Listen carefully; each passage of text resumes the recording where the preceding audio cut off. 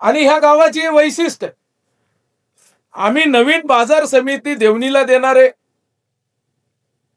मी देवणीकरांना आवर्जून या ठिकाणी सांगतो, केंद्रामध्ये भारतीय जनता पार्टीचं सरकार आहे, राज्यामध्ये भारतीय जनता पार्टीचं सरकार आहे.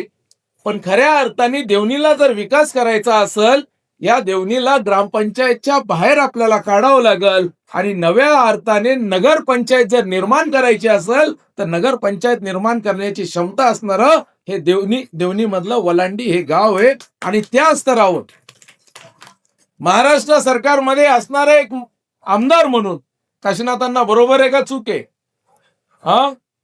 येणाऱ्या काळामध्ये देवणीची प्रगती व्हायला पाहिजे, देवणी पुढे जायला पाहिजे, देवणीमध्ये वलांडी गाव पुढे जायला पाहिजे, वलांडीचं बाजारपेठ वाढायला पाहिजे, ही भूमिका त्या ठिकाणी आपण घेत आहे.